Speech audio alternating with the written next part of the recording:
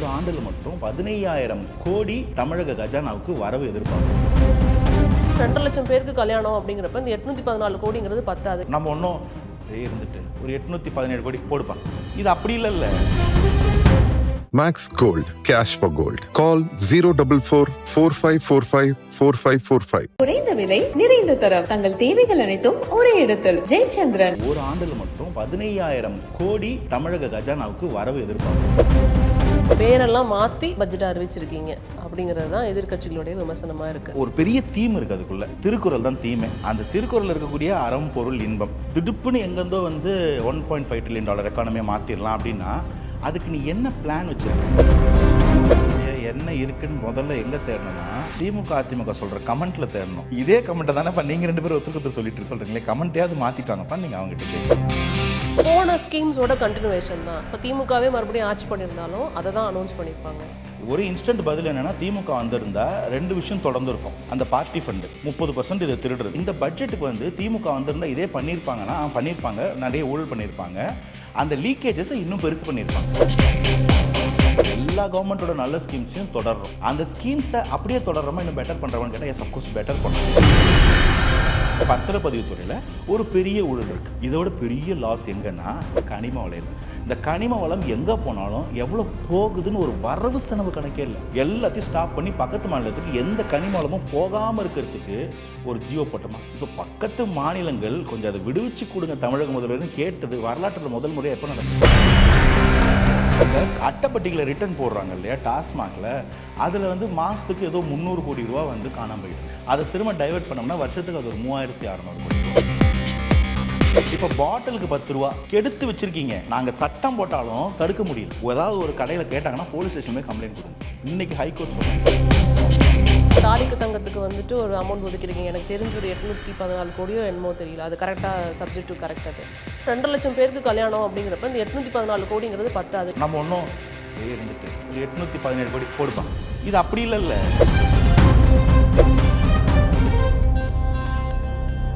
ஒரு வழியாக பட்ஜெட் வந்துட்டு தாக்கல் பண்ணிட்டீங்க அப்படிங்கிறத பார்க்க முடியுது. ஆனால் எப்பொழுதும் போல் விமர்சனங்களே தாவேக்காவிற்கு அதிகம். பட்ஜெட்டில் ஒன்றுமே இல்லை, பேரெல்லாம் மாற்றி பட்ஜெட்டை அறிவிச்சிருக்கீங்க அப்படிங்கிறது தான் எதிர்க்கட்சிகளுடைய விமர்சனமாக இருக்குது. இதை எப்படி நாங்கள் எடுத்துக்கிறது? தாய்மாமன் தங்க மோதிரம் திட்டம், அண்ணன் சீர் அதெல்லாம் அனௌன்ஸ் பண்ணியிருக்கீங்க. அப்போ அண்ணன் சீருங்கிறப்ப வந்துட்டு அது தாலிக்கு தங்கம்னு ஏற்கனவே இருந்த ஒரு ஸ்கீம் தான். ஸோ என்ன இருக்குது அப்படின்னு நாங்களும் தேடுறோம், கிடைக்கவே மாட்டேங்குது. நீங்கள் என்ன இருக்குன்னு முதல்ல எங்கே தேடணும்னா திமுக அதிமுக சொல்கிற கமெண்ட்டில் தேடணும். இதே கமெண்ட்டை தானேப்பா நீங்கள் 2 பேரும் ஒருத்தருக்கு சொல்லிட்டு இருந்தீங்க, இப்போ அதே வந்து சொல்கிறீங்களே கமெண்ட்டையாவது மாற்றிட்டாங்கப்பா நீங்கள் அவங்ககிட்ட கேட்கணும். ஆக்சுவலி நிறைய இருக்குது. இது என்னென்னா வந்து சொன்னவங்க யாரும் வந்து எக்கானமிஸ்ட் இல்லை இல்லையா, அதனால் அவங்களுக்கு புரிஞ்சிருக்க வாய்ப்பு இல்லை. அஃப்கோர்ஸ் நானும் பெரிய எக்கானமிஸ்ட் இல்லை, பட் கொஞ்சம் அதுக்கு கிரவுண்ட் ஒர்க் பண்ணோம்னா நமக்கு புரியும். ஒரு விஷன் ஸ்டேட்மெண்ட்டோட அதோட நீட்சியாக வந்திருக்கக்கூடிய ஒரு பட்ஜெட். இது வந்து நீங்கள் வந்து ஒரு சிங்கிள் ஈவெண்ட் கிடையாது. தாவேக்கா அறிவிச்சா அவங்களுடைய அந்த வெற்றி தமிழ்நாடுன்ற விஷன் டாக்குமெண்ட், ஒரு ஒயிட் பேப்பர், எங்களுடைய வாக்குறுதிகள், அதோட நீட்சியாக வந்திருக்கக்கூடிய பட்ஜெட்ஸ். ஸோ இது வந்து பார்த்திங்கன்னா ஒரு கண்டினியூஸ் ப்ராசஸ். ஒரு பெரிய தீம் இருக்குது அதுக்குள்ளே. திருக்குறள் தான் தீமே. அந்த திருக்குறளில் இருக்கக்கூடிய அறம் பொருள் இன்பம், அது எல்லா மனுஷனுக்கும் எப்படி கொடுக்கணும், அதில் எப்படி வந்து க்ரோத் இருக்கணும், எப்படி வந்து பாதுகாப்பு இருக்கணும், அதுக்கு வந்து ஒரு 10 பில்லர்ஸ். அது இன்க்ளூசிவிட்டியாக இருக்கலாம், ஜெண்டர் இன்க்ளூசிவிட்டியாக இருக்கலாம், குழந்தைங்க பாதுகாப்பாக இருக்கலாம், இன்வெஸ்ட்மெண்ட்டாக இருக்கலாம், நான் கரப்டிவ் ஃபார்மேட் ஆஃப் கவர்மெண்ட்டாக இருக்கலாம், ரைட் டு சர்வீசஸாக இருக்கலாம். இந்த மாதிரி ஒரு 10 பிக் பில்லர்ஸ். அதுக்குள்ளே 54 குட்டி குட்டி பில்லர்ஸ். எல்லா மினிஸ்ட்ரி, எல்லா மினிஸ்டர்ஸ், எல்லா டிபார்ட்மெண்ட் ஆஃப் கவர்மெண்ட்ஸையும் என்கம்பஸ் பண்ணி ஒரு டாக்குமெண்ட் ஒன்று ரிலீஸ் பண்ணியிருக்காங்க. அது என்னன்னே தெரியாமல், அதை படிக்காமல் 2 பேர் வந்து அவங்க 2 பேரும் எப்பேற்பட்டவங்கன்னு உங்களுக்கு தெரியும். அவங்க வந்து ஒரு ஸ்டெப் சொன்னால் நீங்கள் அந்த கமெண்ட்டுக்கு தான் ஏன்பா இப்படி பேசுகிறீங்க, மாற்றி சொல்லுங்கன்னு கேட்கணும். இதில் வந்து ஒரு அப்ரோச் ஒன்று இருக்குது. இந்த அப்ரோச் என்னென்னா வந்து ஆல் என்கம்பஸிங் பட்ஜெட். இது அதுதான் இந்த பட்ஜெட்டை பற்றி நான் ஒன்லைன் சொல்லணும் அப்படின்னா. பல பேரோட பட்ஜெட் பார்த்துருப்பீங்க. இது இன்ஃப்ராஸ்ட்ரக்சர் பட்ஜெட்டு, இது டெவலப்மெண்டல் பட்ஜெட்டு, இது ஃபிஸ்கல் டெஃபிசிட் பட்ஜெட் அப்படி இருக்கும். லாஸ்ட்டாக சொன்ன திமுக பட்ஜெட்டு, இப்படி மாதிரி டெஃபிசிட் பட்ஜெட், இது மாதிரி ஒன்று ஒரு ஃபார்மேட்டில் இருக்கும். இந்த பட்ஜெட்டில் வந்து பார்த்திங்கன்னா இந்த தீம் இது வந்து நம்ம தமிழ்நாட்டோட வளர்ச்சிக்கான ஒரு விஷன். அதில் ஒரு டீட்டெயில் தான் வந்து அந்த $1.5 trillion எக்கானமி இன் 10 years. ஒரு 7 to 8 yearsலேயே அதை அச்சீவ் பண்ணுறதுக்கான ஒரு முகாந்திரம் இருக்குது. இப்போ இது வந்து மந்திரத்தில் மாங்காய் காய்க்கிற விஷயம் இல்லை. திடுப்புன்னு எங்கேருந்தோ வந்து $1.5 trillion எக்கானமியை மாற்றிடலாம் அப்படின்னா அதுக்கு நீ என்ன பிளான் வச்சுருக்க, உன் அப்ரோச் என்ன, இது கேட்பாங்க இல்லையா. இதுதான் வந்து இந்த கவர்மெண்ட்டுடைய தீமே. அதுதான் அந்த வெற்றி தமிழ்நாடு அப்படின்ற அந்த ஒரு பிளான், ஒரு விஷன், ஒரு லாங் விஷன். இப்போது இது வந்து அந்த ஒரு ஓவரால் விஷயம் நான் சொல்லிட்டேன். இப்போ இந்த பட்ஜெட்டுக்குள்ளே வரும்போது 5-year economy 5-year planning commission வச்சு அந்த 5-year பிளான்ஸ் போடுவாங்க. This was Mahalanobis model. இதில் வந்து எக்கானமி பேசி நிறைய இண்டஸ்ட்ரி மாடல் பேசியிருக்கோம், ரஷ்யா கிட்டேருந்து இது பண்ணது. இது வந்து agricultural model, blue revolution plan பண்ணுறோம், இதெல்லாம் நம்ம படிச்சிருப்போம். அப்போ வந்து நம்ம வந்து ஒரு க்ளோஸ்ட் எக்கானமி, ஸோ பிளான்ட் எக்கானமியாக தான், பிளான்ட் பட்ஜெட்டாக தான் போக முடியும். ஸோ எல்பிஜிக்கு அப்புறமா லிபரலைசேஷன், ப்ரைவேடைசேஷன், குளோபலைசேஷன் ஆனதுக்கு பின்னாடி அதெல்லாம் பிளானிங்ஸ் எல்லாம் குறைஞ்சிருச்சு. இப்போ பிளானிங் கமிஷனே இல்லை. இந்த ஒரு ஆண்டு காலத்தில் நம்ம எதிர்பார்க்கக்கூடிய வருவாயும் எதிர்பார்க்கக்கூடிய செலவுகளும், அந்த வருவாய் எங்கெங்கெல்லாம் வரும், அதை எங்கெங்கெல்லாம் செலவு பண்ண போகிறோம், எல்லாத்துக்கும் இருக்கிற நிதியை எல்லாத்துக்கும் பகிர்ந்து கொடுத்து ஒரு பட்ஜெட்டை வந்து ரெடி பண்ணியிருக்கிறாங்கங்கிறத பார்க்க முடியுது. உங்கள் சைடில் இருந்து தாவேக்காவிடம் இருந்து ஒரு புதிய ஒரு விஷயம் எதுவுமே அதில் வரல. ஸோ போன ஸ்கீம்ஸோட கண்டினியூவேஷன் தான். அப்போ கடந்த கால ஆட்சி வந்திருந்தாலும், இப்போ திமுகவே மறுபடியும் ஆட்சி பண்ணியிருந்தாலும் அதை தான் அனௌன்ஸ் பண்ணியிருப்பாங்க, அதை தான் எக்ஸ்டெண்ட் பண்ணியிருப்பாங்க. ஒருவேளை திமுக ஆட்சி வந்திருந்தால் இந்நேரம் 8000 கூப்பன் கூட தந்திருப்பாங்க. இப்படிலாம் சொல்கிறாங்க இல்லையா? ஸோ அதை தான் உங்ககிட்ட நான் கேட்கணும்னு நினைக்கிறேன். ஒரு இன்ஸ்டன்ட் பதில் என்னென்னா, திமுக வந்திருந்தா 2 விஷயம் தொடர்ந்து இருக்கும். ஒன்று வந்து அந்த பார்ட்டி ஃபண்டு 30% இதை திருடுறது. பட்ஜெட்டை போட்டால் அந்த பட்ஜெட்டோட ஃபண்டு மொத்தமாக வந்து மக்களுக்கு போய் சேருதான்னு பார்த்தீங்கன்னா சேரலை. அதுதான் பிரச்சனை. இன்றைக்கி கூட வந்து ஃபினான்ஸ் மினிஸ்டர் சொல்லும்போது ஒரு 3 டிபார்ட்மெண்ட் ஆடிட் தான் முடித்தோம், 3 யுத்தத்தை தண்டி புக்காக இருக்குது. முதல்வர் நீங்கள் அதை படித்து முடிக்கிறதுக்கு 100 நாள் ஆகும், கவலைப்படாதீங்க, முதல்வர் பதில் சொல்லுவார். எங்கெங்கே காசை வாங்கிட்டு செலவு பண்ணலை, செலவு பண்ணதை பொய் கணக்கு காட்டிருக்கீங்க, ஊழல் பண்ணியிருக்கீங்கன்றது எல்லாமே திரும்ப ஃபினான்ஸ் மினிஸ்ட்ரிக்கு வந்து அடங்கும். அப்போ அதை ஆடிட் பண்ணி பார்க்கும்போது என்னென்ன பண்ணியிருக்கிறாங்கன்ற குட்டு வெளிப்படும். இதுதான் வந்து அன்னைக்கு பிடிஆர் வந்து டிஎன்பிசி வேலையில் எடுக்கிறதுலேருந்து, டாஸ்மார்க்கில் 50,000 கோடி லீக்கேஜில் இருக்குன்னு சொன்னதுலேருந்து, தத்திகள் கிட்ட மாட்டிக்கிட்டு இருக்கோன்னு சொன்ன வரைக்கும் எல்லாம் அன்றைய ஃபினான்ஸ் மினிஸ்டர் சொன்னது காரணம் இதெல்லாம் அவர் அன்றைக்கி பார்த்தது. ஸோ அதே போல் ஒரு விஷயத்தை தான் இன்றைக்கி நீங்கள் பண்ணியிருக்கீங்க, நாங்கள் பேசுவோம் பாருங்கன்றாரு.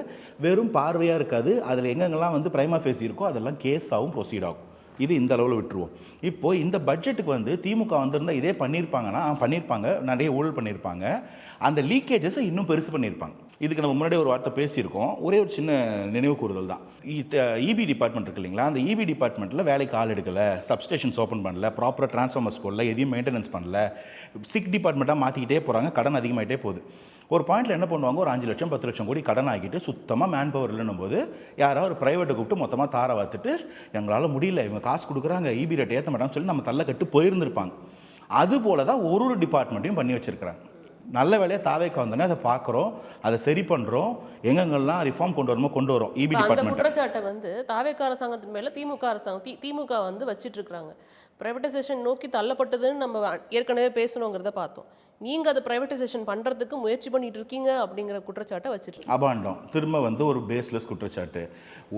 நீங்கள் ஏற்கனவே வந்து தூய்மை பணியாளர்கள் வேலை அதெல்லாத்தையுமே வந்து ப்ரைவேட்டைஸ் பண்ணி வச்சுருக்கீங்க. இன்றைக்கி அது எல்லாத்தையும் ஹோல்டு பண்ணி வச்சுருக்கோம். ஒரு இடத்துலையும் கருத்து கேட்பு நடந்துகிட்டு இருக்கு.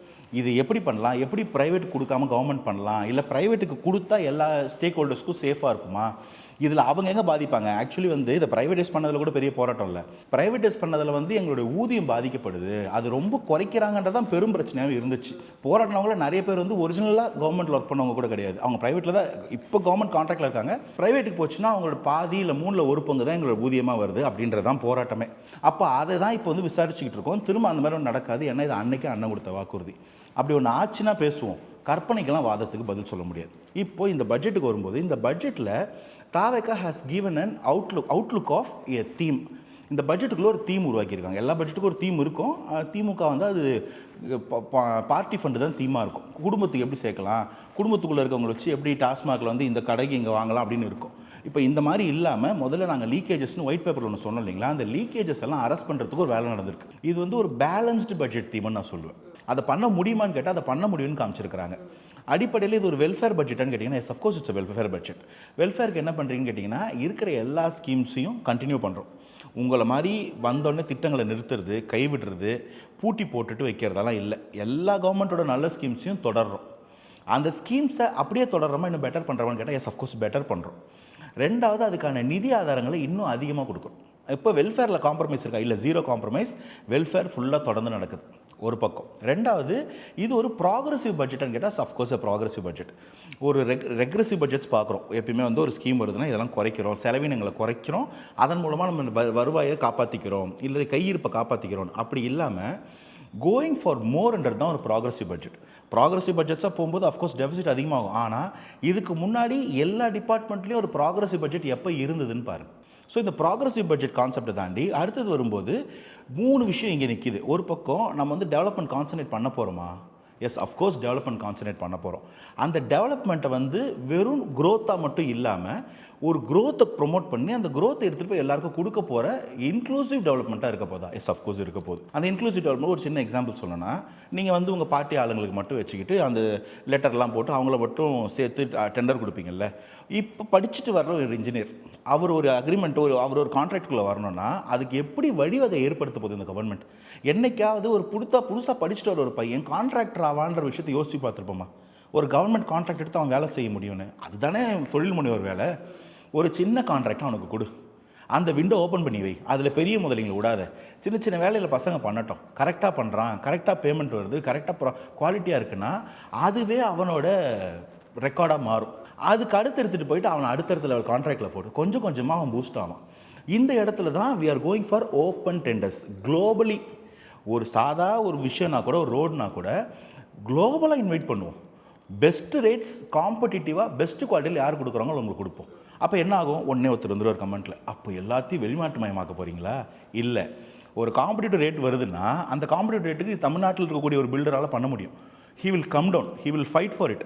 ஒரு வாட்டி மிஸ் ஆச்சுன்னா அடுத்த வாட்டி வந்துடும். ஸோ ஆனால் அந்த காம்படிட்டிவ் என்வரன்மெண்ட் கிரியேட் பண்ணலன்னா பட்ஜெட் லீக்கேஜ் போயிட்டே இருக்கும். ஒரிஜினலாக நம்மளோட எல்லா பண்ணுற வேலைகளுக்கும், ஒரு ரோடாக இருக்கட்டும், இல்லை ஏதோ ஒரு கன்ஸ்ட்ரக்ஷனாக இருக்கட்டும், இதுதான் நம்மளுடைய பெஞ்ச்மார்க் குவாலிட்டியா, இதுதான் அதோட ப்ராப்பர் ரேட்டான்றதே கன்ஃபார்மாக தெரியலையே.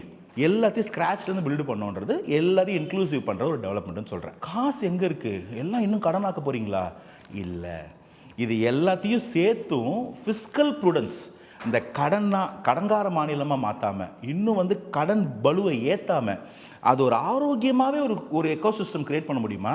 அதுக்கான வேலை நடக்குது. இதுக்கு ஒரு ப்ரூஃப் சொல்லணும்னா 2025-26 திமுகவோட பட்ஜெட்டில் மாநிலத்துடைய உள்நாட்டு உற்பத்தியில் 28% நம்மளுடைய கடன் வந்து 2 மாதம் தானே ஆகுது. இந்த பட்ஜெட்டில் நம்ம ப்ரொப்போஸ் பண்ணியிருக்கக்கூடிய வாங்கக்கூடிய கடன்ன்றது நம்ம மாநிலத்தோட ஜிஎஸ்டிபிலேருந்து 27%. 1% ஜிஎஸ்டிபி வந்து கடனை குறைக்கிறது இஸ் நாட் அ ஜோக். ஒரே பட்ஜெட்டில் 28லேருந்து 27க்கு குறைச்சிருக்கும். 0.1 உடனே திரும்ப ஒரு எக்கானமிஸ்ட் வருவார், இது ஆக்சுவல் நம்பர்ஸ் இல்லை, இவன் வெறும் ஒரு பூஸ்டட் ஜிஎஸ்டிபி வச்சு இவன் பேசிக்கிட்டு இருக்கான். 637 கோடி ரூபா குறைச்சிருக்கும். கடனில் நம்ம 637 கோடி ரூபா அப்ஃப்ரண்ட்டாக குறைச்சிருக்கும். இது போல் எந்த திட்டத்துக்கும் பணம் குறைக்கல, எல்லாத்தையும் கூட்டியிருக்கோம். எல்லா வெல்ஃபேர் ஸ்கீம்ஸையும் மாடர்னைஸாக டெவலப் பண்ணியிருக்கோம். ஃபிஸ்கல் ஸ்டெபிலிட்டியும் பார்த்துக்கிறோம், ஃபினான்ஷியல் ஸ்டெபிலிட்டியும் ஓவராலாக பார்த்துக்கிறோம், டெவலப்மெண்ட்டையும் க்ரோத்தையும் காம்ப்ரமைஸ் பண்ணாமல். இதுக்கு எல்லாத்துக்கும் ப்ரூஃப் இருக்குது. இதில் நம்ம யோசிக்க வேண்டியது என்னென்னா, ஓகே நீங்கள் சொல்கிற விஷயங்களை வந்து ஏற்றுக்கொள்ளக்கூடிய விஷயமா இருந்தாலும் நிதி ஆதாரத்தை எப்படி பெருக்க போகிறீங்க? கடனை யாராலையும் வந்துட்டு அடைக்க முடியாது. யாரும் வந்துட்டு சர்ப்ளஸாக நீங்கள் கொண்டு வாங்க அப்படின்னு சொல்லலை இங்கே. பட் இந்த வட்டி கட்டுறதை குறைச்சா போதும் அப்படின்ற ஒரு மனநிலை இருக்கும்ல, அதை எப்படி பண்ண போகிறீங்க? அதுக்கான எந்த டீட்டெயிலையும் நீங்கள் சொல்லவே இல்லை. கவர்மெண்ட்டுக்கு ரெவன்யூ வந்து 3 வகையாக வரும். ஃபர்ஸ்ட் அண்ட் ஃபார்மோஸ்ட் வந்து நம்மளுடைய டேக்ஸ் ரெவன்யூஸ், 2வது நான் டேக்ஸ் ரெவன்யூஸ், 3வது நமக்கு சென்ட்ரல்லேருந்து வரக்கூடிய டேக்ஸ் டெவல்யூஷனாக இருக்கலாம், இல்லை கிராண்ட்ஸ் அண்ட் எய்ட்ஸாக இருக்கலாம். இந்த சென்ட்ரல்லேருந்து வரக்கூடிய tax and grants and aids எல்லாம் வந்து இன்றைக்கி நம்ம இன்ஃப்ளூன்ஸ் பண்ணுற இடத்துல இல்லை. அது 2029 அப்புறமா அந்த இடத்துக்கு வருவோம். ஸோ நம்ம அது வரைக்கும் பார்த்துருப்போம். அது 99லேருந்து 2014 வரைக்கும் இருந்தவங்க எதுவும் பண்ணலை, தாரவாத்தது தான் மிச்சம். ஒரு பாயிண்டில் வந்து 14% கிட்ட இருந்திருக்கு நம்மளோட டெவல்யூஷன். இன்றைக்கி ஆஃப் லேட் சற்றொப்போ 4-5% வந்து நிற்கிது. அதில் ஒழுங்காக வாங்கினாலே கிட்டத்தட்ட நம்ம மாநிலத்தோட கடன் ஒரு 3 லட்சம் கோடி அடைச்சிடலாமா. டெவல்யூஷன் ப்ராப்பராக பழைய டெவல்யூஷன் 9% டெவல்யூஷன் இருந்திருந்தாலே அதை கூட கிளைம் பண்ணாமல், பேசாமல், வெளியில் சொல்லாமல், அந்த ஒரு அவங்களுக்கு ஒரு கான்ஃபிடன்ஸ் கொடுக்காம. ஏன்னா அந்த விஷயம் பார்த்தீங்கல்ல, வந்தோடனே அந்த ஜல்ஜீவன் திட்டத்துக்கான ஃபண்டை ரிலீஸ் பண்ணுறாங்க. ஃபண்டை ரிலீஸ் பண்ணிட்டு ஃபினான்ஸ் வந்து சொல்கிறாங்க, திமுக வந்தால் கொடுத்துருக்க மாட்டோம், புது முதல்வர் மேலே நம்பிக்கை வந்து கொடுக்குறோம். நடந்தது தானே இது. அப்போ அந்த மாதிரி எல்லா இடத்துலையும் ஊழல் பண்ணி எல்லார்கிட்டையும் பேருக்கு எடுத்து வச்சுருந்தீங்களா? அப்போ அந்த கேள்வி மாநிலத்தோட நிதி ஆதாரத்தை பாதிச்சிருக்கு. ஸோ நம்ம இது 2029 அப்புறமா இந்த இடத்துக்கு வருவோம். இப்போது இந்த விஷயத்தை பொறுத்த வரைக்கும் டேக்ஸ் ரெவன்யூவில் என்ன லீக்கேஜ் இருக்க முடியும் நீங்கள் நினைக்கிறீங்க? டேக்ஸ் ரெவன்யூன்றது 2 வகை, direct tax, indirect tax. Direct tax வந்து இன்கம் டேக்ஸ், நம்ம அதெல்லாம் பண்ணுறதுக்கு ஒன்றும் இல்லை. இன்டைரக்ட் டேக்ஸில் ஜிஎஸ்டியில் ஒரு லீக்கேஜ் இருக்குது. இந்த ஜிஎஸ்டி போடுற இடத்துல டைரக்ட் கான்ட்ராக்ட் வந்ததுன்னா அந்த இடத்துல ஒரு எவேஷனோ மேனிப்புலேஷனோ நடக்கிறதுக்கான வாய்ப்பு இருக்குது. இப்போ இது மூலமாக ஒரு டேக்ஸ் ரெவன்யூ பாதிச்சதுன்னா யாருக்கு பாதிக்கும்? சென்டருக்கும் பாதிக்கும், ஸ்டேட்டுக்கும் பாதிக்கும்.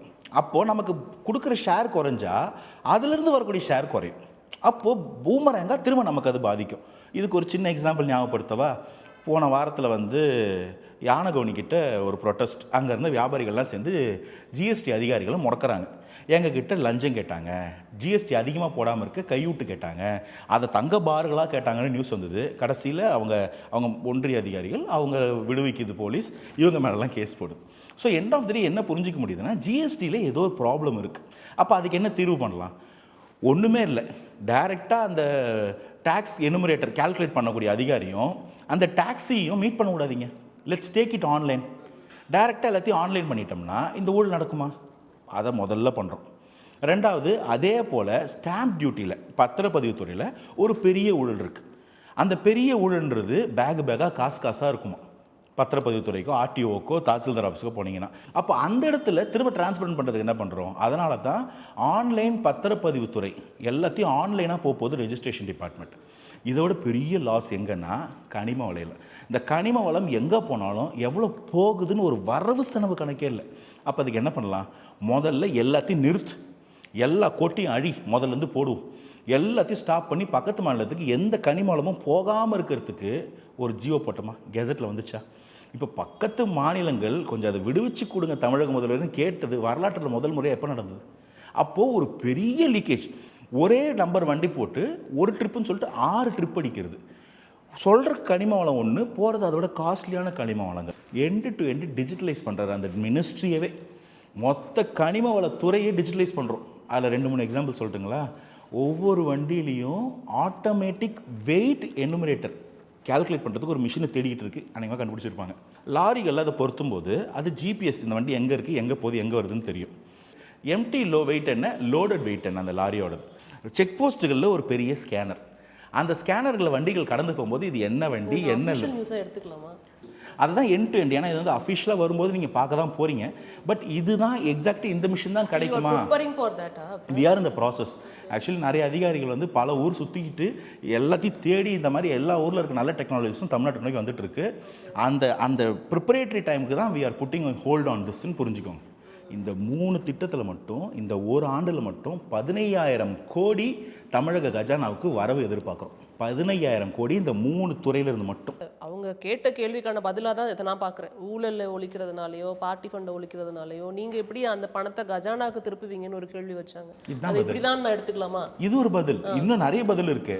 இந்த அட்டைப்பட்டிகளை ரிட்டர்ன் போடுறாங்க இல்லையா டாஸ்மாகில், அதில் வந்து மாதத்துக்கு ஏதோ 300 கோடி ரூபா வந்து காணாமல் போயிட்டு இருந்திருக்கு. அதை தான் வந்து திரும்ப சொல்லியிருந்தார் இல்லைங்களா அமைச்சர், அதை திரும்ப டைவெர்ட் பண்ணோம்னா வருஷத்துக்கு அது ஒரு 3,600 கோடி ரூபா. இப்போ பாட்டிலுக்கு 10 ரூபா கெடுத்து வச்சுருக்கீங்க, நாங்கள் சட்டம் போட்டாலும் தடுக்க முடியல. அப்போது அதை டைரெக்டாக ஆன்லைனில் சேல் பண்ணலாமா? ஹைகோர்ட் இன்றைக்கி சொல்லியிருக்கு. ஏதாவது ஒரு கடையில் கேட்டாங்கன்னா போலீஸ் ஸ்டேஷன் போய் கம்ப்ளைண்ட் கொடுங்க. இன்றைக்கி ஹைகோர்ட் சொன்னது. அப்போ எல்லாத்தையும் ஆன்லைனில் கொண்டு வருவோம். அந்த 10 ரூபா பாட்டிலுக்கு ரிட்டர்ன் வர்றதை வந்து ஆன்லைன்லேயே கொண்டு வா. ஆன்லைனில் பே பண்ணிட்டேன்னு சொல்லி போய் கேடு, எப்படி காசு கேட்பாங்க? இப்போ தனியார் பள்ளிகளுக்கு வந்து தனியார் பள்ளிகள் நோக்கி போகிறவங்கள நம்ம ஒன்றும் சொல்ல முடியாது. அந்த இடத்துல ஃபண்டிங்காக அந்த என்ஓசிக்காகவும் லைசன்ஸ்க்காகவும் பல கோடிகள் பார்த்துருப்பீங்க. அரசகுமார் 100-200 கோடி ரூபா ஊழல். அந்த மாதிரி ஒரு அமௌண்ட் இருந்ததுன்னா அந்த ஃபீஸ் அது எங்கே போகும்? படிக்கிற குழந்தைங்களும் அவங்க பெற்றவங்க தலையிலும் விடியும். அப்போ முதல்ல அதை கட் பண்ணிவிட்டு அவங்ககிட்ட சொல்கிறாங்க, இந்த காசை ஃபீஸில் குறை, உனக்கு அதுக்கு மேலே எதாவது செய்யணுமா இருந்தால் என் அரசு பள்ளிக்கூடத்துக்கு வந்து எதாவது கட்டி கொடு, ஒரு கழிப்பிடம் கட்டி கொடு, ஒரு ஸ்மார்ட் போர்டு வாங்கி கொடு. இது எவ்வளோ ஒரு பிபிபி மாடல் மாதிரி ஆயிடுச்சு பாருங்கள். எல்லாரையும் ஒன்று சேர்க்கறது தானே ஒரு சிறந்த அரசாங்கமாக இருக்க முடியும். ஸோ இப்போ நான் சொல்கிறது ஒரே ஒரு லைன் அந்த பட்ஜெட்டில் இருக்கிறது, ஒரே ஒரு ரிஃபார்ம் பற்றி பேசிகிட்டு இருக்கேன். அந்த ஒரு லைனில் இது எல்லாத்தையும் தாண்டி we have formed high power revenue augmentation committee. Montek Singh Ahluwalia அவர்கள் தலைமையில். அவர் வந்து பிளானிங் கமிஷன் ஆஃப் இந்தியாவோட வைஸ் பிரசிடென்ட். ஆக்சுவலி டிஃபேக்டோ பிரசிடெண்ட்டாக இருந்தவர், அதோட தலைவர் பிரைம் மினிஸ்டருக்கு தான் ஒரு வைஸ் பிரசிடென்ட் சொல்கிறாங்க. அவங்கெல்லாம் தான் இந்த நாட்டோட அந்த எல்பிஜி ஸ்கீமை கொண்டு வந்தவங்க. And again this is not new. இப்போ ஒரு கமிட்டி அமைக்கிறது ரெவென்யூ ஆகுமெண்டேஷன் கமிட்டி சொல்லுங்க. தேர் இஸ் ஆல்வேஸ் கமிட்டிஸ். 2021 கூட ஐயா ரகுராம் ராஜன் கொண்டு வந்தாங்க. அப்புறம் அவர் எங்கே போனார்? அவர் என்ன ஸ்கீம் கொடுத்தாரு? அதை கொண்டு வந்த ஃபினான்ஸ் மினிஸ்டர் எங்கே போனார்? இங்கே கொண்டு வந்திருக்கிறது யார்? முதல்வர். எப்படி மாற்ற முடியும்? அப்போ கூட நீங்கள் வந்து ஸ்டேட்டுக்கான பிளானிங்க்கோ பாலிசிக்கோ கொண்டு வந்திருப்பீங்க. ஸ்டேட்டோட நான் டேக்ஸ் ரெவன்யூ ரைஸ் பண்ணுறதுக்கு எங்களுக்கு ஒரு ஐடியா வேணும். இதை எப்போ பேசியிருக்கோம்? அதை பேசும்போது இதை நம்ம சொல்லிக்கிட்டே இருந்தோம். Tax revenue is different ball game. மக்களோட வருமானம் ஏற ஆப்வியஸ்லி அது ஏறும். நான் இன்னைக்கு 1 லட்ச ரூபா சம்பாதிக்கிறவன் வந்து ஒரு 30,000 வட்டி கட்டினா, நாளைக்கு நான் 2 லட்ச ரூபா சம்பாதிச்சுன்னா 60,000 வட்டி கட்ட போகிறேன். டேக்ஸ் ரெவன்யூ ஏற தான் போகுது. ஒரு வீடு வச்சிருக்க 2 வீடு வச்சிருந்தாலும், ஒரு கார் வச்சிருக்க 2 கார் வச்சிருந்தாலும் ஆப்வியஸ்லி அவன் கட்டுறவர் ஏற போகுது. நான் டேக்ஸ் ரெவன்யூன்றது அரசாங்கத்துடைய தொழில்கள். அந்த அரசாங்கம் அதுக்கு எப்போ செயல்பட போகுது? அரசுக்கு கண்ணெதிர இருக்கக்கூடிய நம்மளுடைய கனிம வளங்களோ, நம்மளுடைய அரசு தொழில்துறைகளோ இதெல்லாம் எப்போ சரிப்படுத்த போகுது? எப்போ அது ரெவன்யூ மாடலாக மாறப்போகுது? டிரான்ஸ்போர்ட்டில் லாஸ், இபியில் லாஸ், கன்சியூமர் டிபார்ட்மெண்ட், அதாவது உணவு வழங்கல் துறையில் லாஸ், எல்லாமே லாஸாக இருந்தால் என்ன பண்ணு? அப்போ இது ஒன்னொன்றுத்தையும் யோசிக்கும் போது இதுதான் சரி பண்ணும், இதுதான் அந்த நிதி ஆதாரத்தை கூட்டி கொடுக்கும். இதன் மூலமாக தான் இந்த பட்ஜெட் இன்னும் பெருசாகும்.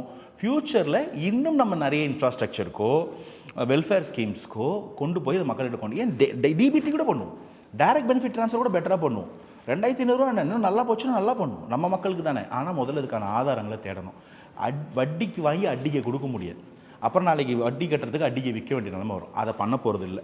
ஸோ இது எல்லாத்தையும் என்கேம்பஸ் பண்ணி ஒரு பட்ஜெட்டை கொண்டு வரும்போது, இன்க்ளூசிவிட்டிக்கு பண்ணும்போது, டெவலப்மெண்ட்டையும் க்ரோத்தையும் பார்க்கும்போது, இது எப்படி பட்ஜெட்டில் ஒன்றும் இல்லைன்னு சொல்கிறீங்கன்னு சொல்லுங்கள். அவங்க வைத்த கேள்விகளை தான் நான் வந்து உங்க முன்னாடி வைக்கணும்னு நினச்சேன். வெளியிலேருந்து பார்க்குறப்ப ஒரு கரெக்டான டிஸ்ட்ரிபியூஷன் நடந்திருக்கு அப்படிங்கிறது தான் நான் என்னுடைய வாதமாக வச்சேன். இதில் இன்னொரு விஷயம் என்னென்னா, குறிப்பாக வந்து பள்ளிக்கல்வித்துறையில் வந்துட்டு ஒரு சின்ன விஷயம் நடந்தது அப்படிங்கிறத பார்க்க முடிஞ்சிச்சு. அதாவது கடந்த திமுக ஆட்சியில் பள்ளிக்கல்வித்துறைக்கு வந்துட்டு ஒதுக்கப்பட்ட நிதி வந்து அதிகம், இப்போ வந்து ஒதுக்கப்பட்ட நிதி வந்து கம்மி. ஸோ அதையுமே முன்னாள் கல்வித்துறை அமைச்சர் அன்பில் மகேஷ் வந்து கோட் பண்ணியிருந்தார் அப்படிங்கிறத பார்க்க முடியுது. அதுக்கு ஒரு எக்ஸ்ப்ளனேஷன் கொடுத்தீங்க. ஆனால் அதுக்கும் உங்கள் சைட்லேருந்து ஒரு எக்ஸ்ப்ளனேஷன் எதிர்பார்க்குறேன். இல்லை, அது என்னங்க அமைச்சரும் சொல்லிட்டாரு, ஃபினான்ஸ் செக்ரட்டரி சொல்லிட்டாரு. அது வேணா மேபி ஒரு படிக்காதவன் பாயிண்ட் ஆஃப் வியூலேருந்து லேம் டேர்ம்ஸில் சொல்கிறேன். 2025-26 இந்த பட்ஜெட் கோட் வாஸ் 42,351 கோடி ஃபார் எஜுகேஷனல் டிபார்ட்மெண்ட். அப்புறம் அதுக்கு அடுத்த பட்ஜெட்டில், அதாவது இவங்க போட்ட இன்ட்ரீம் பட்ஜெட்டில் 2026-27க்கான அந்த 3 மாத காலத்துக்கான பட்ஜெட்டில் 48,531 கோடின்னு அதை ரைஸ் பண்ணியிருக்காங்க. இதைத்தான் அவங்க என்ன சொல்கிறாங்க, 6,000 கோடி ரைஸ் அப்படின்னு சொல்கிறாங்க. அப்புறம் செக்ரட்டரி சார் சொல்லும்போது தான் தெரியுது எந்த புது ஸ்கீமுமே இல்லைங்க. தட் வாஸ் எரர், ஒரு கிளரிக்கல் எரர். என்ன கிளரிக்கல் எரர்னால் சம்பளங்களை அதிகமாக போட்டிருக்காங்க. அப்போ சம்பளம், அதாவது அந்த எனுமரேஷன் நடக்கும்போது, பட்ஜெட் அக்கௌண்டிங் நடக்கும்போது, அதை நான் சொன்னேன் இல்லைங்களா, it is an estimated statement of revenue and expenditure. They estimated high expenditure. அப்போ அது டபுள் கவுண்டிங்காக ஏதோ ஒரு எரராக இருக்கலாம், இல்லைனா வந்து ஏதாவது ஹைக் போட போகிறது தப்பாக கவுண்ட் பண்ணியிருக்கலாம். அப்போ என்ன ஆகிடுது, 6,000 கோடி எந்த ஒரு புது ஸ்கீமும் இல்லாமல் இருக்கும். ஒரு புது ஸ்கீம் இல்லாமல் 6,000 கோடி எப்படி உங்களுக்கு இன்ஃப்ளேட் வரும்? ஒரு டியர்னஸ் அலவன்ஸோ இல்லை ஒரு சாக் பீஸோட ரேட்டோ ஒரு ஸ்மார்ட் போர்டோட ரேட்டோ அவ்வளோ வளர்ந்துடும் வாய்ப்பு இல்லை. அப்போ 6,000 கோடின்றது தவறு. அப்படி கணக்கு போட்டு பார்க்கும்போது பார்த்தீங்கன்னா end of the day that was very close. ஒரு 500 கோடி 600 கோடிக்கு தான் அது அதிகமாகிருக்கு. இன்றைக்கி அதை கணக்கு போடும்போது இந்த பட்ஜெட்டில் we have spent around 44,527 crores. So இது வந்து பார்த்திங்கன்னா அந்த பட்ஜெட்டை விடவே 1,000-2,000 கோடி ஜாஸ்தி தாங்க. ஏன்னா இந்த வாட்டி ஸ்கீம்ஸ் இருக்குது. நம்ம முன்னாடி இருந்ததை விட இந்த வாட்டி புதுசாக ஹாஸ்டல் ஸ்கீம்ஸ் கொண்டு வந்திருக்கிறோம், நம்ம போர்ட் ஸ்கீம்ஸ் கொண்டு வந்திருக்கோம், ஸ்டூடெண்ட்ஸ்க்கான கேம்ஸ் கொண்டு வந்திருக்கோம், சைக்கிள் ஸ்கீம்ஸ் பெருசு பண்ணியிருக்கோம். அப்போ இந்த செலவெல்லாம் அதிகமாகும் போது this substantiated that increased expenditure. அவங்ககிட்ட ஸ்கீம் இல்லைங்க, அது ஒரு எரருங்க, சாரிங்க அப்படின்னு சொல்கிறார். முன்னாடி இருந்த ஒருத்தர் பண்ணியிருக்க எரர், தெரிஞ்சு தெரியாமல் கூட இருக்கலாம், அது ஒரு பெரிய விஷயமே இல்லை, அது ஒரு தப்பான டேட்டா பற்றி போட்டார். அதுக்கு அடுத்த பதில் 2 ட்வீட் வந்து தான் முன்னாள் அமைச்சர்கிட்ட வந்து இந்த ஒரு சாதாரண விஷயத்தை கூட மேனிப்புலேட் பண்ணி எக்ஸாஜரேட் பண்ணி இல்லாத ஒரு கதை இன்னும் எவ்வளோ நாள் தான் நரேஷன் பில் பண்ணுவாங்கன்றதான் என் கேள்வி. உங்களுக்கு தெரியாதாங்க, நீங்கள் எந்த புது ஸ்கீம்ஸும் கொண்டு வரல. 42,000 கோடியிலேருந்து 48,000 கோடி போகிறதுக்கு எந்த முகாந்திரமும் இல்லை. அது சற்றப்போர் 43,000 கோடி தான் இருந்தது, இவங்க 44,000 கோடி கொண்டு வந்திருக்காங்க. இப்படியா? இதை கூட நான் பரவாயில்லன்னு சொல்லுவேன். ஒரு மூத்த முன்னாள் அமைச்சர் ஒருத்தர் கேட்குறாரு, என்னங்க இந்த காசு பத்தாதே இதுக்கு, ஏன் சப்ளிமெண்ட்ரி கிராண்ட்ஸ் ஃபார் எய்டுன்னு ஒன்று இருக்கிறது தெரியாத ஒரு அமைச்சருக்கு? ஒரு ஸ்கீம் போடுறோம், அந்த ஸ்கீமை வந்து இத்தனை பேர் பயன்பெறுவாங்க நம்பி அதுக்கு ஒரு பட்ஜெட் அலோகேட் பண்ணுறோம். நாளைக்கே அந்த ஸ்கீமில் இன்னும் பெருசாக விஸ்தரிக்கும் போது பல பேர் உள்ளே வரும்போது தேர் இஸ் அன் அவென்யூ, அதுக்கு பேர் சப்ளிமெண்ட்ரி கிராண்ட்ஸ் ஃபார் எய்ட்ஸ். இப்போ இந்த மினிஸ்ட்ரிக்கு வந்து நாங்கள் இவ்வளோ தான் எதிர்பார்த்தோம், இந்த ஸ்கீம் நல்லா போகுது, நிறைய பேர் பலன் பெறாங்க, கூட கொஞ்சம் காசு வேணும் அப்படின்னு வந்து அந்த துறை சார்ந்த அமைச்சர், டு பி ப்ரிசைஸ் தாய்மாமன் தங்கமோதிர ஸ்கீமில் சுகாதாரத்துறை அமைச்சர் அண்ணன் அருண்ராஜ் வந்து கேட்பார் ஃபினான்ஸ் மினிஸ்டர் அண்ணன் மரியவில்சனை. ஓ அப்படியா, அப்படி எக்ஸஸாக தேவைப்படுதான்னு சொல்லும்போது 2 விதம் பண்ணலாம். ஒன்று, they can provide some sanction grants கொடுக்கலாம். இல்லையா வேறு ஏதாவது ஸ்கீம்ஸில் வேறு ஏதாவது மினிஸ்ட்ரியில் செலவோட கம்மியாக இருக்குது, மேபி அங்கே தேவைப்படலை, இல்லை விலை குறைஞ்சிருக்கு, அப்படி ஏதோ ஒன்று பண்ணும்போது ஃபார் எக்ஸாம்பிள் சொல்கிறோம், சைக்கிள் 8,000 சொல்கிறோம், 7,000 கிடச்சிதுன்னா அந்த ஸ்கீம் எல்லாம் சேர்த்து ஒரு 1,000 மிச்சமாக இருக்கும். அப்போ அந்த ஸ்கீம் எடுத்துகிட்டு வந்து திரும்ப ஒரு ரீஅப்ரோப்ரியேஷன் பில் ஒன்று போடலாம், அந்த காசை இதுக்கு ஒதுக்கலாம்.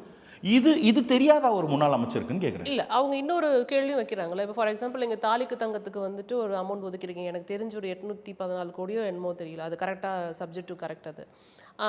அப்போ பார்த்தீங்கன்னா 2 லட்சம் பேருக்கு கல்யாணம் அப்படிங்கிறப்ப இந்த 814 கோடிங்கிறது பத்தாது. என்ன அதுதான் அவங்க வைக்கிற குற்றச்சாட்டை தான் வந்துட்டு முன்னாடி வைக்கிறேன். அது வந்து ஒரு கவர்மெண்ட்டோட ஒரு லீவரேஜ். இப்போ நம்ம வந்து ஒரு பேச்சுக்கு சொல்கிறேன், இப்போ அடுத்த 9 மாதத்தில் வந்து இந்த பட்ஜெட் திரும்ப புதுசாக அடுத்த பட்ஜெட் போட போகுது தாவேக்கா அரசு. இப்போ நம்ம கையில் இருக்கிறது வந்து பார்த்திங்கன்னா இப்போ ஆகஸ்ட் மாதத்தை விடுங்க, இந்த பார்த்திங்கன்னா இங்கே ஒரு 4 மாதம், அங்கே 2 மாதம், ஒரு 6-7 மாதம், மேக்ஸிமம் ஒரு 8 மாதம் தான் இருக்குது. இப்போ இது எப்படி நம்ம கால்குலேட் பண்ணியிருப்போம்னா, கடந்த 4 மாத டேட்டாவை வச்சுக்கிட்டு இன்ட்டு 2 பண்ணி தான் நம்ம குழந்தைங்க பிறக்கிறதையோ கல்யாணத்தையோ எனுமரேட் பண்ணலாம். இது ஒரு ஃபார்ம். இன்னொரு ஃபார்ம் வந்து இப்போது இப்படி கூட நம்ம கால்குலேட் பண்ண வாய்ப்பு இருக்குது. இதுக்கப்புறம் வர்றதில் வந்து நிறைய வந்து ஸ்லீக் சீசன், கல்யாணம் நிறைய நடக்காத சீசனாக இருக்கும். அடுத்த பட்ஜெட்டுக்கு முன்னாடி நான் சொல்கிறது, எனக்கு அது எந்த மாதத்தில் பண்ணுவாங்க பண்ண மாட்டாங்கன்னு தெரியல. பட் ஓரளவுக்கு மார்கழி, ஆடி, புரட்டாசி, ஆடியெல்லாம் பெருசாக பண்ண மாட்டாங்கன்னு நினைக்கிறேன். அப்போ அந்த மாதங்களில் கல்யாணம் நடக்கிற கவுண்ட்டு குறையும். நீங்கள் ஆவரேஜாக ஒரு மாதத்துக்கு 20,000 25,000 கல்யாணம் சொன்னால் அது எல்லா மாதமும் இருக்காதுன்னு அவசியம் இல்லை. ஸோ அதே மாதிரி குழந்தை பிறப்பு, இப்போ வந்து ஒரு ஆரம்ப சுகாதார நிலையத்தில் இத்தனை குழந்தைங்களுக்கு வந்து இல்லைங்க கன்சீவ் ஆயிருக்காங்க, இவங்க 2 மந்த்ஸ்க்கு ப்ரெக்னன்சி, இவங்க வந்து பிப்ரவரியில் டெலிவரி ஆகும், இல்லைங்க இவங்களுக்கு வந்து இப்போ தான் ஆயிருக்காங்க, ஏப்ரலில் தான் குழந்தை பிறக்கணும் போது, இப்படி எல்லாத்தையும் எனுமரேட் பண்ணி தான் ஒரு நம்பர் கொண்டு வரும். நம்ம ஒன்றும் அப்படியே இருந்துட்டு ஒரு 817 கோடி போடுப்பா, இது அப்படி இல்லைல்ல. நம்ம எல்லாத்துக்குமே வந்து ஒரு டேட்டா இருக்குது. இவ்வளோ பேர் கன்சீவ் ஆயிருக்காங்க, இவ்வளோ பேர் குழந்தை பிறக்க வாய்ப்பு இருக்குது, அவங்க இத்தனை பேர் வந்து ஆரம்ப சுகாதார நிலையத்துக்கு வந்ததால் அவங்க கவர்மெண்ட் ஹாஸ்பிட்டலில் குழந்தை பெற்றுக்க வாய்ப்பு இருக்குது, இவ்வளோ பேர் வந்து கல்யாணம் பண்ணுறதுக்கான வாய்ப்பு இருக்குது. இந்த மாதிரி பண்ணுவோம். இதில் ஏதாவது ஒரு நம்பர் ஹைக் ஆகும்போது அதுக்கு தான் நான் சொல்கிறேன், there is an avenue for ஒரு சப்ளிமெண்ட்ரி கிராண்ட் போடலாம். ஏன்னா ஒரு சின்ன கேள்வி, அதுலேயே ஒரு ஹாஸ்பிட்டலில் ஒரு 100 குழந்தை பிறக்குது ஒரு செட் டேட்டில், அந்த குழந்தைங்களில் ஒரு 70 பேருக்கு தான் நம்மகிட்ட பட்ஜெட் இருக்குன்னு வச்சுக்கோங்க. இல்லைங்க நாங்கள் பட்ஜெட் போடும்போது தப்பாக போட்டோம், ஒரு 30 குழந்தைக்கு மோதிரம் இல்லைன்னு சொன்னால் அது பொறுப்பு public ஒத்துப்பாங்களா?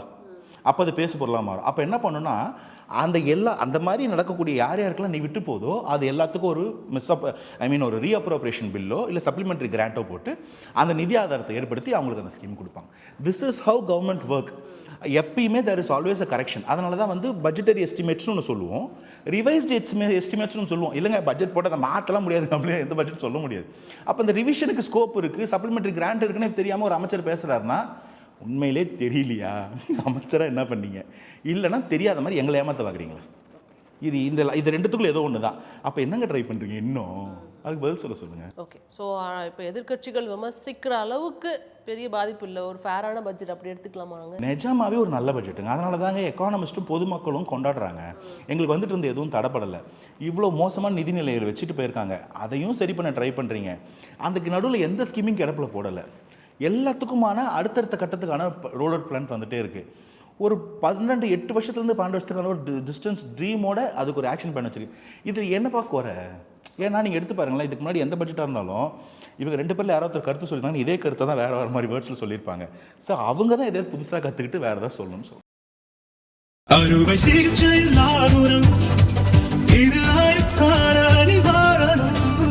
Doctor Srivarma's Holidays nale, adu nama GT Holidays da. GT Holidays, South India's #1 travel brand. You know you are special when you're with GT Holidays.